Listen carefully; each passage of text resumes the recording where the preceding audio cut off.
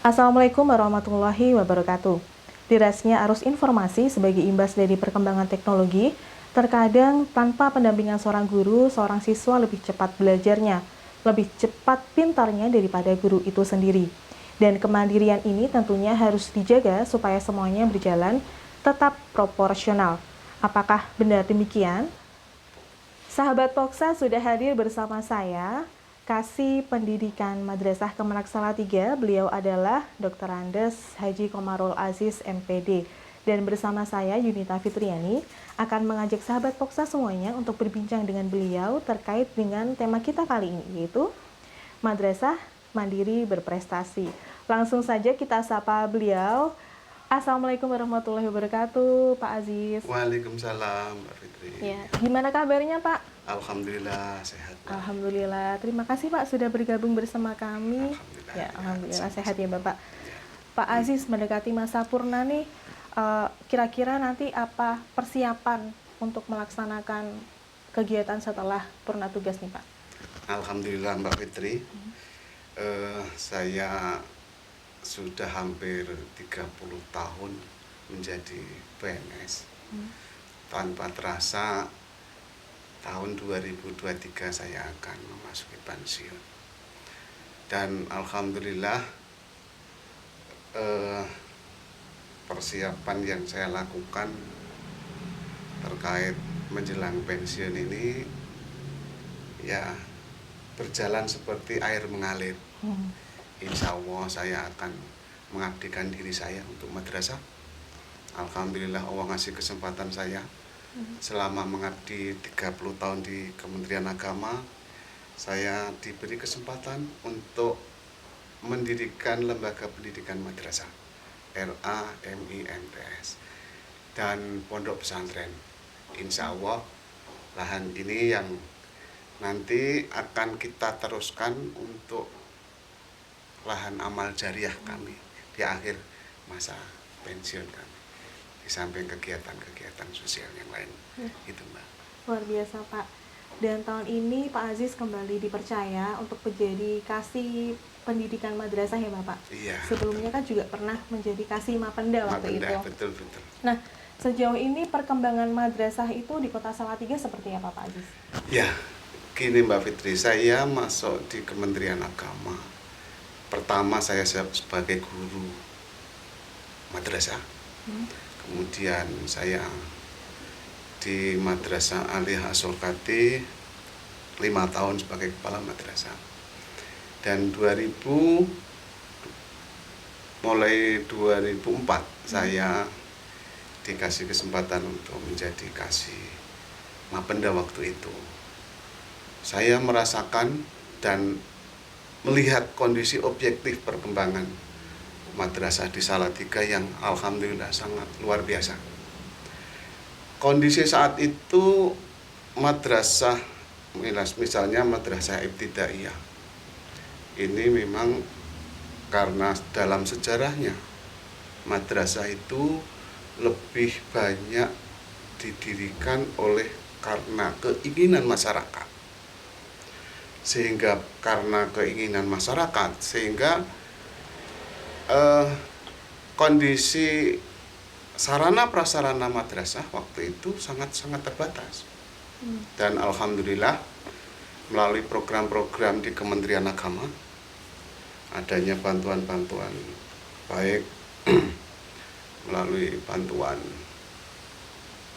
adanya program rehab, bantuan gedung dan lain-lain.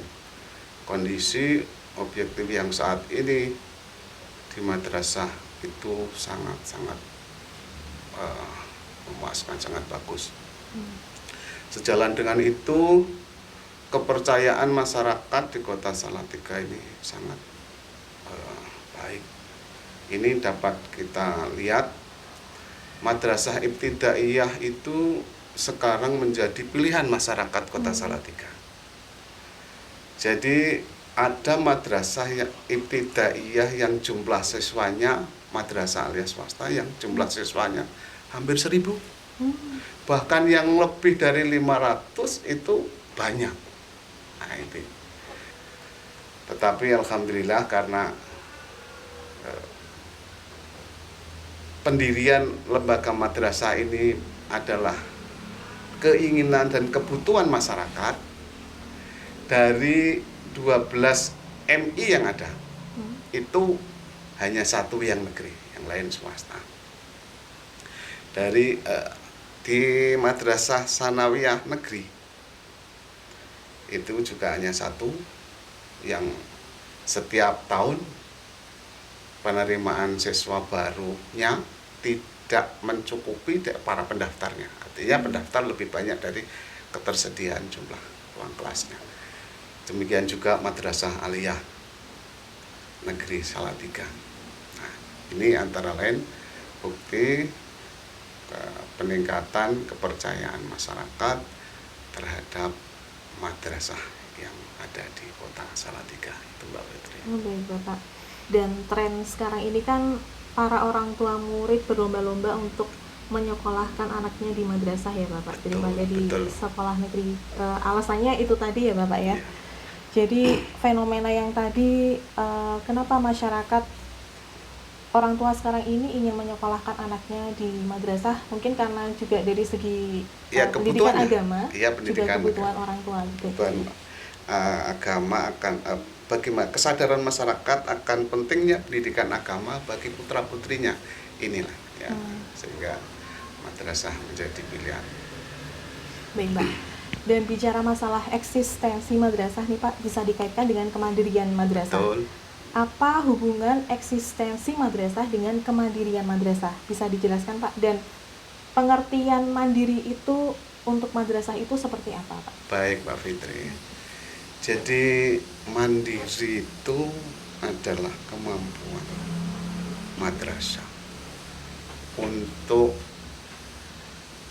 berdiri sendiri tanpa bantuan pihak lain, baik dalam proses pembelajaran, evaluasi, dan finansial. Nah, untuk proses yang paling berat adalah dalam bidang finansial, karena kondisi objektifnya pendidikan itu mahal. Tidak ada pendidikan itu murah, sehingga dibutuhkan pembiayaan yang tidak sedikit untuk mencapai kualitas pendidikan yang bermutu. Nah, caranya bagaimana? Adalah seorang manajer madrasah, pengelola madrasah harus mampu menggerakkan seluruh potensi sumber daya yang dimiliki oleh madrasah itu. Jadi dalam hal manajerial, seorang kepala madrasah harus mampu menggerakkan seluruh sumber daya, baik siswa, guru, untuk bersama-sama bekerja sama untuk mendapatkan hasil bisa mandiri, untuk mendapatkan kompetensi yang baik. Misalnya seorang kepala madrasah harus memanage guru-gurunya, siswa-siswanya, untuk terus berinovasi, terus mengusahakan agar warga madrasah itu bersama-sama menuju prestasi yang lebih baik. Nah, untuk kompetensi ini maka seorang kepala madrasah seharusnya memiliki manajerial yang baik. Selanjutnya setelah memiliki kepala madrasah dengan manajerial yang baik, mampu menggerakkan Bapak Ibu guru. Ya, mampu menggerakkan Bapak Ibu guru untuk berinovasi, untuk meningkatkan profesionalisme guru, metode mengajar, teknik mengajar, dengan senantiasa berusaha untuk menyesuaikan perkembangan teknologi yang mau tidak mau kita harus siap di situ. Jadi kalau siswa ini sudah mempelajari, memahami teknologi, kemudian gurunya belum, kan jadi tertimpa lah. Sehingga oleh karena itu guru dituntut lebih terus melakukan inovasi-inovasi baik secara akademik maupun peningkatan profesionalisme mengikuti perkembangan teknologi.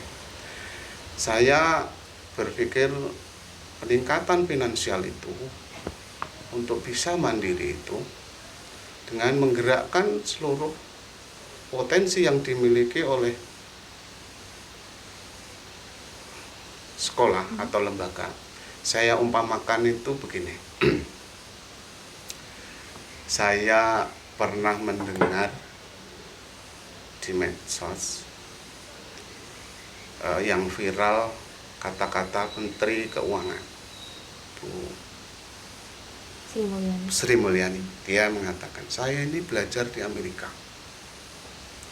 Di Amerika itu anak-anaknya tidak lebih pintar.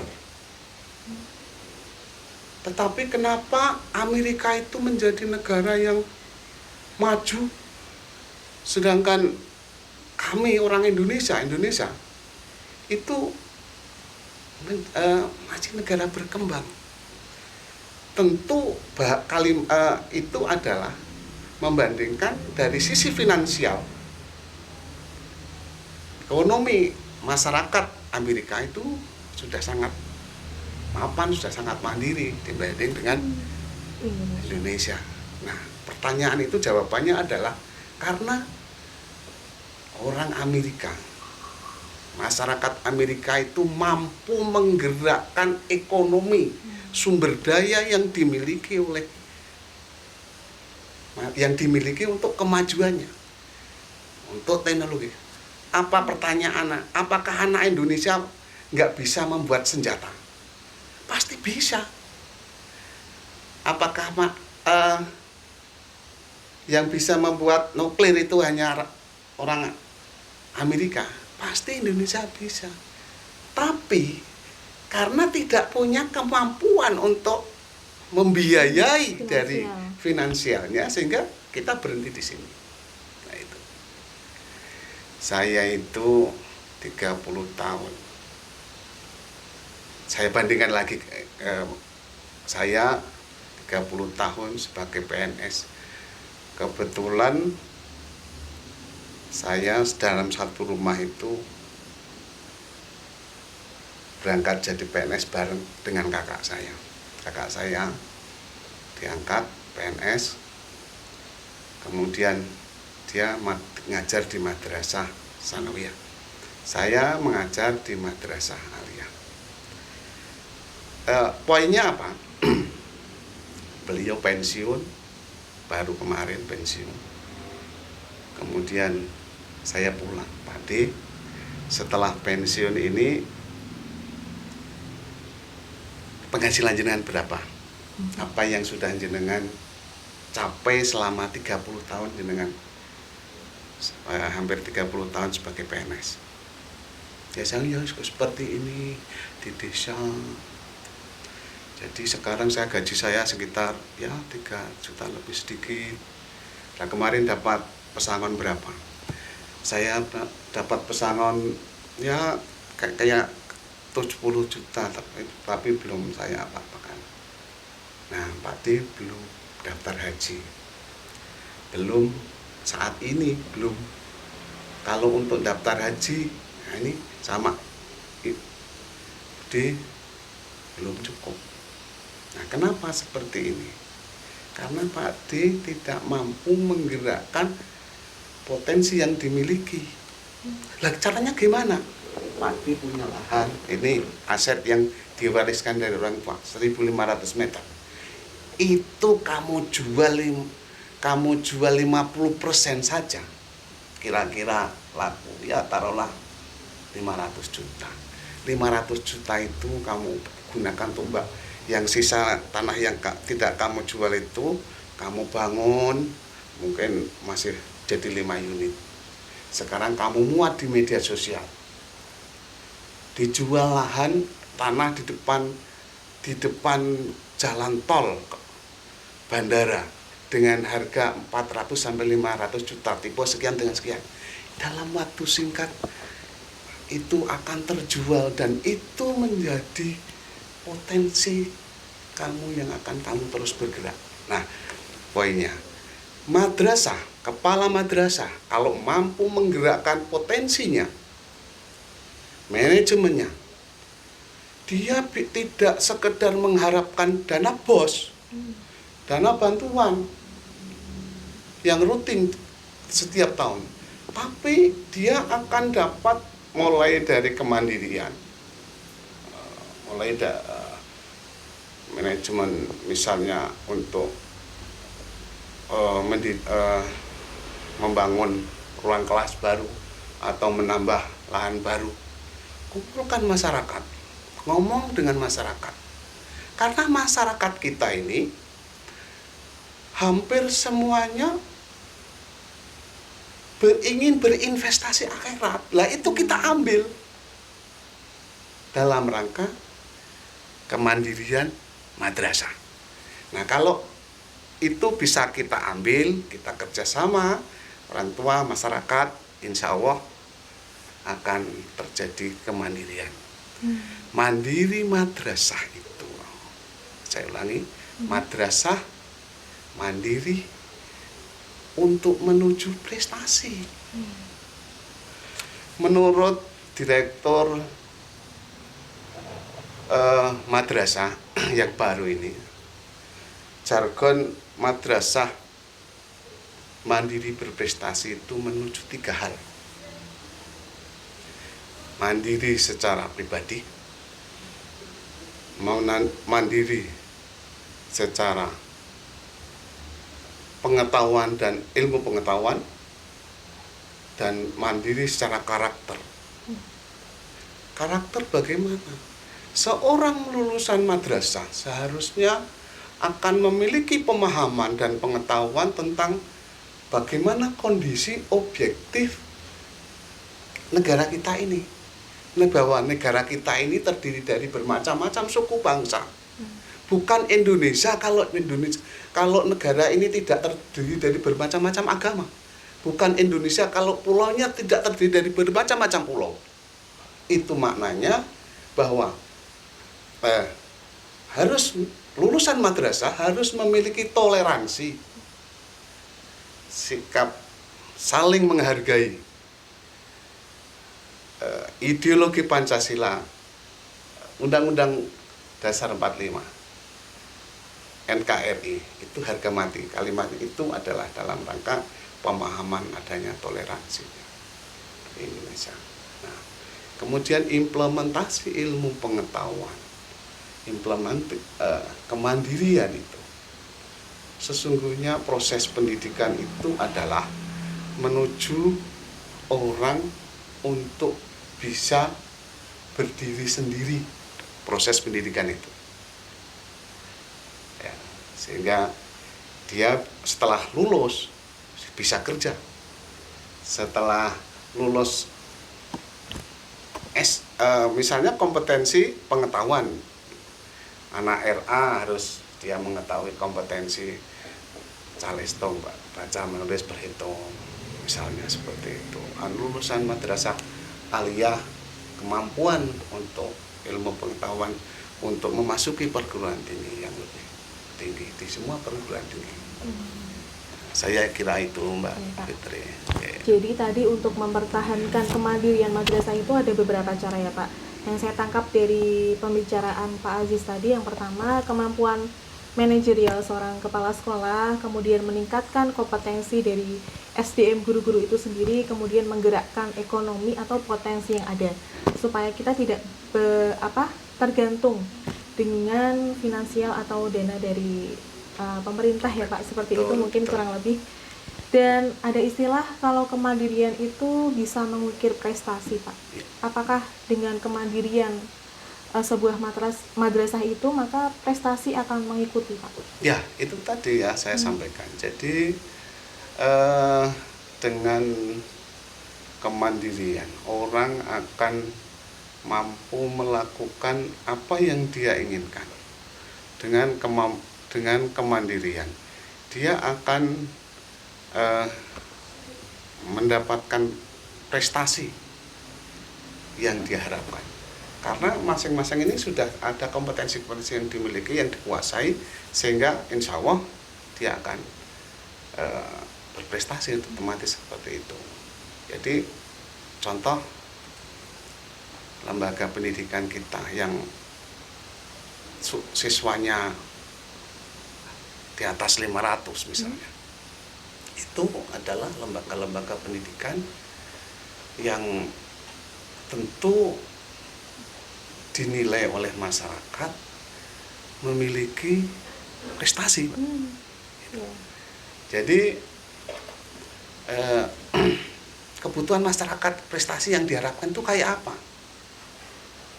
Kayak apa ya? Prestasi yang diharapkan oleh masyarakat, orang tua kita, sesuai dengan tingkat pendidikannya. Misalnya di tingkat TK, lulus RA itu sudah bisa baca tulis, sudah bisa mengucapkan doa-doa, sudah bisa mengucapkan lafal-lafal dalam doa, misalnya seperti itu. Ini kebutuhan masyarakat. Kemudian misalnya kecuali lulusan madrasah ibtidaiyah, misalnya seorang lulusan madrasah aliyah, madrasah ibtidaiyah, kecuali dia memiliki pengetahuan setingkat anak-anak lulusan SD, lulusan MI diharapkan memiliki kompetensi untuk bisa misalnya kefasihan dalam membaca Al-Quran, tahfidz Al-Quran, kemudian doa-doa. Nah, ini adalah prestasi dan kebutuhan masyarakat kita. Itu saya kira Mbak, SMTS juga tentu di madrasah aliyah. Jadi lulusan madrasah aliyah itu juga kecuali memiliki, menguasai dan mampu bersaing dengan para lulusan SMA, dia memiliki juga akhlak yang baik. Nah, contohnya di madrasah Sanawiyah MTSN kita ini, alhamdulillah kepala madrasah akan memprogramkan boarding school untuk tahfidzul Quran. Kemudian di madrasah aliyah negeri juga seperti itu, memprogramkan boarding school dan juga tahfidzul Quran. Dan kita juga punya madrasah aliyah tahfidzul Quran As-Surkati. Ini luar biasa. Dan siswanya hampir-hampir setiap tahun jumlah kelas lebih terbatas atau tidak bisa menampung keinginan masyarakat untuk menyekolahkan putra-putrinya di lembaga pendidikan madrasah kita. Berarti itu Mbak Wad. Madrasah yang mandiri itu otomatis nanti bisa menimbulkan prestasi-prestasi di dunia ya Pak, prestasi mengikuti. Lalu peran pemerintah dalam hal ini itu seperti apa Pak? Perannya adalah antara lain memberikan program-program untuk kita ketahui di madrasah kita ini ada bantuan-bantuan untuk misalnya untuk madrasah swasta dengan memberikan bantuan guru-guru ke madrasah swasta di PK. Kemudian untuk untuk penyelenggaraan operasional di madrasah dan dana bantuan BOS. Kemudian juga ada PIP, itu antara lain peran pemerintah. Kecuali itu juga program-program unggulan. Kita tahu unggulan yang ada di Kementerian Agama untuk madrasah aliyah di Indonesia ada MAN Insan Cendekia, kemudian MAN PK, kemudian MPK. Itu antara lain program-program pemerintah unggulannya untuk madrasah kita. Itu Mbak. Oke Pak Aziz, pertanyaan tadi sekaligus mengakhiri perbincangan kita kali ini. Sebenarnya seru sekali, tapi kita terbatas oleh durasi Pak Aziz. Oke Mbak, terima kasih Mbak. Semoga pada kesempatan lain kita bisa berbincang dengan tema yang berbeda ya Pak Aziz ya. Sehat kasih. selalu, Amin. Sukses selalu. Amin, terima kasih. Oke, sahabat Poksa, demikian tadi obrolan saya bersama dengan Kasih Pendidikan Madrasah, Bapak Dr. Ades Haji Komarul Aziz MPD. Kita berjumpa lagi di lain waktu dan lain kesempatan. Jangan lupa untuk terus dukung kami dengan like, comment, and subscribe YouTube channel Kemenag Salatiga. Dan terima kasih yang sudah mendukung kami untuk selalu like, comment, and subscribe di YouTube channel Kemenag Salatiga. Poksa hadir untuk Anda. Yunita Fitriani pamit. Wassalamualaikum warahmatullahi wabarakatuh. Waalaikumsalam warahmatullahi wabarakatuh.